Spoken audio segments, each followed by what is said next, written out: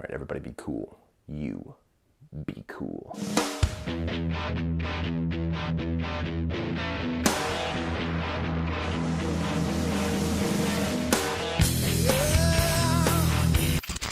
So From Dusk Till Dawn tells a story of two brothers on the run from the law who take hostage a family to get to the Mexican border and inadvertently end up in a vampire haven. Oh, I have so many memories with this movie.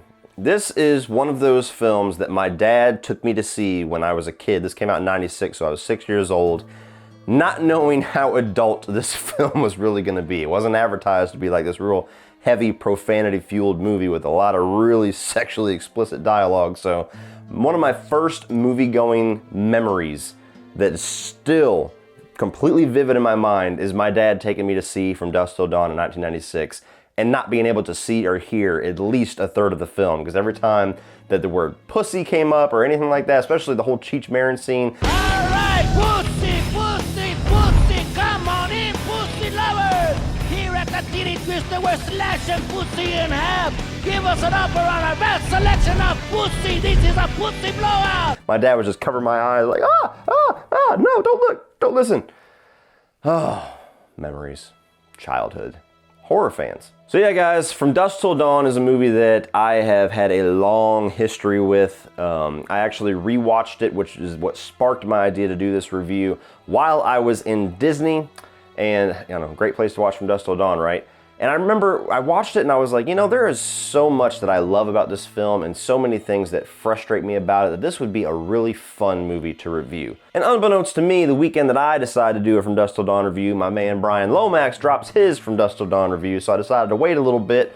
Could have done it together, Brian. We could have seized the From Dusk Till Dawn world together, but you had to be a selfish dick. But anyway, I will be the better man and tell you guys to all go watch Brian Lomax's review because a lot of his thoughts are similar to my thoughts. Now, what are my thoughts? Let's get into it. Starting right off with the positives of From Dusk Till Dawn, this is far and away one of my favorite movie characters of all time in Seth Gecko, and far and away my favorite thing that George Clooney has ever done. This guy is such an unapologetic prick badass that every line that comes out of his mouth, I just linger on. I'm like, this guy is cool as fuck. He's evil, but I want to be him.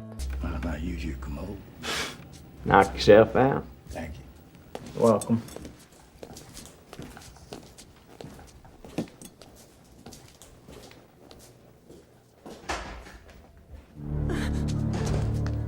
You think I'm fucking playing with you, asshole? Do you want this little girl to die, or that little girl, or yourself, or your bosom buddy with the badge? Now, I don't want to do it, but I will turn this place into the fucking Wild Bunch if I think that you are fucking with me. He's the more, you know, the more mentally sound of the brothers. He's clearly the one that's like the planner, the brain, the one pulling the strings, the one calling the shots. He seizes control of every scene that he's in. He takes hold of the camera every time that he speaks. This character is just awesome. Does anybody know what's going on here? I know what's going on. We got a bunch of fucking vampires out there trying to get in here and suck our fucking blood. And that's it, plain and simple. And I don't want to hear anything about, I don't believe in vampires. Because I don't fucking believe in vampires. What I believe in my own two eyes, and what I saw is fucking vampires. Now, do we all agree that what we are dealing with is vampires? If I'm being honest, he's probably 75% of what I love about this movie is this character, Seth Gecko. If there was ever a way to get like a backstory movie or like, you know, some other Tarantino-style characters with Seth Gecko hanging out with them, I would watch that movie in a heartbeat. But luckily, Seth Gecko is not the only character who is awesome in this movie. Pretty much all of the characters are awesome in this. My second favorite is by far Harvey Keitel as this father, or this priest who has lost his faith due to the death of his wife, and that faith gets tested very directly whenever he comes into contact with quite literally the spawns of Satan and the lapdogs of Satan. So his whole story arc is really kind of the biggest story arc in the movie. Jacob, I know why you lost your faith. How could holiness exist if your wife can be taken away from you and your children?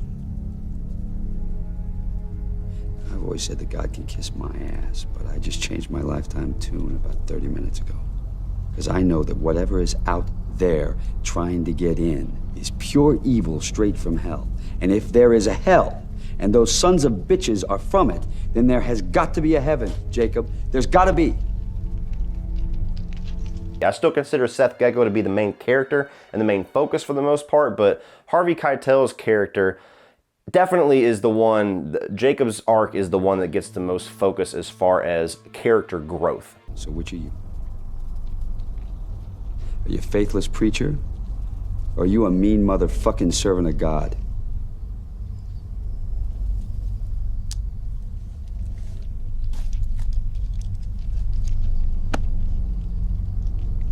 I'm a mean servant of God.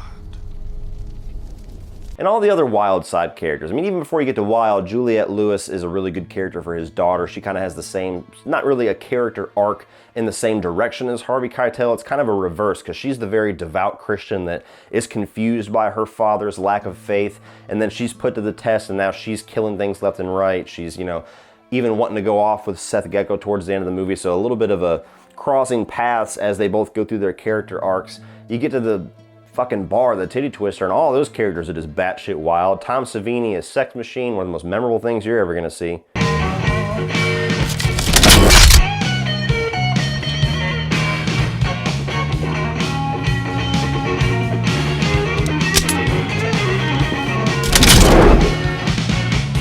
And I even got to give credit where credit is due, because Quentin Tarantino gets a lot of shit, deservedly, when he shows up in his own films, except for maybe Pulp Fiction, and he delivers some very cringeworthy acting and some very, you know, self-servicing scenes. But he is really good in From Dusk Till Dawn. Nobody ever talks about it, but he is actually pretty damn good at his performance in this. He's very nuanced, he's very subtle, he's creepy, just the look of his eyes in certain scenes. You can tell this guy is a psychopath. And Quentin Tarantino, for all of his weaknesses and some of his other performances, he delivers a lot of that in From Dusk Till Dawn. So gotta give credit where credit is due. The dude's a brilliant writer, he's a fantastic director, and he at least gave one damn good performance, and it's in this film. And you gotta love how this is one of those rare movies that really is like a genre mishmash. This is like a Tarantino-style crime thriller, and then immediately it's the most bizarre sci-fi horror action vampire spectacle that you've ever seen. And it's like two halves. You got the Tarantino half, then you got the batshit crazy Robert Rodriguez half. And for the most part, they mesh together very well for one hell of an entertaining experience. Now, although the story conception is due to Robert Kurtzman, and we'll talk about him in a minute, I have to give a lot of credit as well to Quentin Tarantino for the screenplay in this movie, because the dialogue, which is the main thing that Quentin Tarantino is known for, is spectacular in this. Look, you asked me to act natural, I'm acting natural. In fact, under the circumstances, I think I had to get a fucking Academy Award for how natural I'm acting. You asked me to get rid of him, I'm doing my best. Well, your best better get a hell of a lot fucking better, or you are gonna feel a hell of a lot fucking worse. Everybody be cool. You be cool. For a vampire little crazy ass romp that it is, there is some seriously good dialogue, some really good scenes that have nothing to do with vampires. I mean, for all intents and purposes, the first half of this film, if I could just see a film start to finish with that Quentin Tarantino screenplay before they even get to the bar, that would damn near be like an Oscar-worthy picture to me. It gets a little bit crazy, a little zany, and definitely more B-movie and genre flicky in the second half, and I love it for it. I'll get into it, but if it could just kind of, an alternate reality, if there was a version of From Dusk Till Dawn that just continued on with the Gecko brothers, with this family, and it was just a Quentin Tarantino style crime thriller, that would be in question for his best film, because some of the scenes and dialogue in this are just ungodly good for the type of film this is. And my final positive is the soundtrack. My dad actually had the soundtrack to this film on CD. He bought it for me. There's even another memory that I have. I wish I could have the VHS tape and I'd play it right here, but you know, technology blocks, where I wanted to listen to this CD like out in our neighborhood loud while I was outside playing, but all the little lines of dialogue that they splice in between the music, like the whole pussy scene, and even the scene whenever Juliette Lewis looks at Quentin Tarantino and asks him to do her a little bit of a favor, all that's in the CD. But that's just a little tangent of my memories. But the soundtrack itself, ZZ Top. I mean, you get Stevie Ray Vaughan. Like, there's so many songs in this that I hear the song, I immediately want to watch the movie. And I watch the movie and I immediately want to play the soundtrack. Like, it's just got a badass soundtrack that totally adds to the badass nature of the first half and the crazy zaniness of the second half. One of those movies where the soundtrack is just as beloved for me as the film itself. I have serious apologies to make.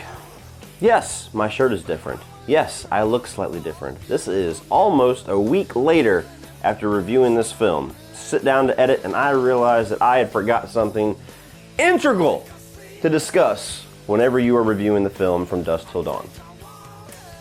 Probably one of the most important pieces of this film erased from my mind while I was talking about it at length the first time I was recording this review. Inexcusable. So now I'm gonna right this wrong. On top of everything that I just told you, there is one more positive in this movie. Probably the most positive that you can positively have in a movie like this. From Dusk Till Dawn is not just a wild movie. From Dusk Till Dawn is not one of the few very successful genre mishmashes out there. From Dusk Till Dawn does not only have one of the greatest movie characters, in my opinion, of all time. From Dusk Till Dawn houses quite possibly the sexiest fucking scene that has ever been put onto film. For your entertainment and pleasure, everybody, I give you Satanical Pandemonium.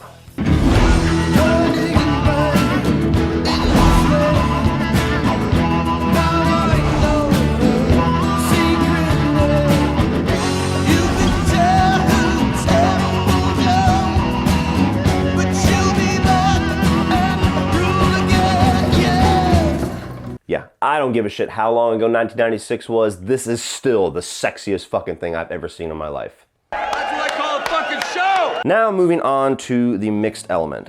And the only thing that I'm really mixed on with this is the special effects. Now, Robert Kurtzman was the guy that really kind of came to Quentin Tarantino and Robert Rodriguez trying to get this movie made. He had the original story idea for it. He really wanted this to be kind of a commercial for his special effects company. He was like, all right, you guys got the story, you guys can do all your good shit with the directing, but I want the special effects.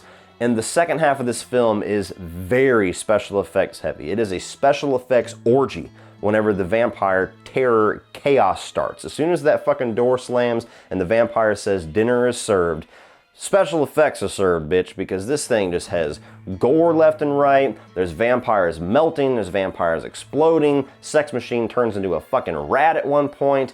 There is so much different wild takes on special effects that, to me, it almost comes across as unfocused. There's very good effects, and there's very shitty effects that have aged terribly, more so the computer-generated effects.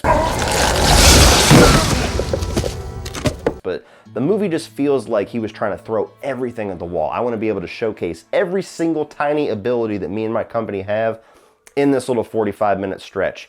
And to me, the second act of this film would be much stronger and much tighter and much more in line with the quality of the first half if those special effects have been just kind of reined in a little bit, because it even kind of makes it a little muddy with the rules of these vampires. Some of them explode, some of them melt, some of them turn into skeletons, some of them turn into fucking rats. One of them looks at Jacob about ready to smash his skull in and just goes, huh, and melts himself. Like, it's goofy B-movie greatness, but at the same time, rein it in, and it would have been better. And the only negative that I have, which is a pretty strong negative, and it's gonna sound strange, but the first half of the movie is too good for what this movie is.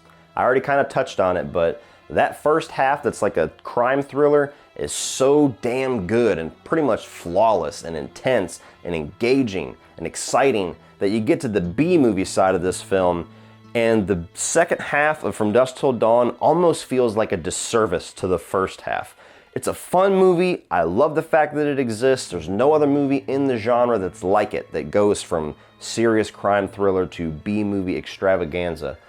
But every single time I watch this, no matter how much I love it, no matter how much I enjoy the hell out of the whole full package, and I always will, every time that I rewatch this, when I get to the second half, it feels like all of the best parts of the movie are now behind me. And that is a problem, and especially for people that are watching it nowadays that didn't grow up with it and didn't watch it whenever these special effects were actually pretty damn good for the time. When you get to this B-movie cheese and it's very hokey and very, played for goofiness in the second half, it's gonna feel like a brick wall. Like as soon as you transition and get into the Titty Twister and you've left this Quentin Tarantino world behind and now you're in this crazy special effects vampire land, you're gonna be like, what the fuck did I just walk into? Where was that last movie at? So, like I said, if we could have a movie that was just the whole story played out from that first half, to me, that would be like one of the greatest movies ever made. And I love the fact that From Dusk Till Dawn exists. I love the fact that it does go into this second half. It's one of the most unique things out there, but that second half and that first half are just on totally different levels. They're totally different movies, different tones, different approaches. And especially for those of you that are watching my review and are gonna go check this out for the first time and it's on Netflix, it's gonna feel like a very strange transition. Actually, I lied. I do have one more negative that I just thought of before I started to wrap up my thoughts. The vampires in this film. If you guys have watched my previous reviews for films like Near Dark, I am a vampire film fanatic. I say it all the time. The Lost Boys and John Carpenter's The Thing is constantly in battle for my favorite horror film of all time. I love them that much. The vampires in From Dusk Till Dawn frustrate the shit out of me because while there are some very creepy and cool designs and they're very fun, like Danny Trejo I think is terrifying in this with his makeup effects and the way that he's very built in his own, Danny Trejo muscular ass way. The vampires in this film are a bunch of pussies because you have people like good little, white dress Christian daughter Juliette Lewis just lays waste to like 20 or 30 of these guys. Like there's even rules established in the film about how you can knock their head off because their bodies are mushier and softer, but like they tear through all the biggest, most terrifying vampires in like 5 minutes. Like they kill all of them. And the only reason that it even becomes somewhat of a struggle is because of the number of them. They're more like zombies in the effect that you could beat the shit out of one of them easily, not even break a sweat. You give it 40 of them, and it's more so the numbers that's the threat, not so much the strength and the ferocity of the vampire itself. Yo, Monkey Man. Anything you got to say to them? Say to me first.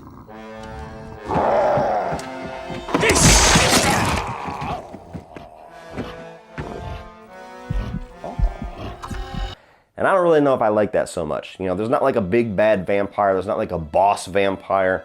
There's not like the alpha vampire. There's none of them that really stand out as like the strong one. They're all pretty fucking weak. Like if you had to give me like for instance, a genie comes out of a bottle and says, you have to spend an hour in the world surviving in one of these vampire films, Lost Boys, Near Dark, or From Dusk Till Dawn, give me that. I could beat all their asses. But overall, guys, like I said, despite its flaws is almost part of its charm in the same way. This is a film that I think the first half is one of the greatest things ever. The second half is where a lot of my frustrations come in, but I still love that second half. I still love the fact that we have that second half, and we have this weird-ass little genre mishmash that is From Dusk Till Dawn. It's kind of like a commercial for what these guys eventually went on to do in Grindhouse, which has its own charm in its own. But much like Grindhouse, I prefer the Quentin Tarantino side of things to the Robert Rodriguez zany side of things. So it's a very uneven watch for me. Even, 20-something years later when I watch it, I still have the same flaws that I had when I watched it when I was 6. So it's one of those things where I love this movie. I would recommend it to all horror fans and all genre fans. Just know who you are. If you're somebody that's not a fan of the B-movie cheese, you're not somebody that can get into the more corny side of things, and you're going to be very frustrated when that movie transitions from one to the other, then you might not want to check this out. But if you're somebody that likes all aspects of that and you can have fun with a movie like this, this is a must-watch. Welcome to slavery. No thanks. I already had a wife.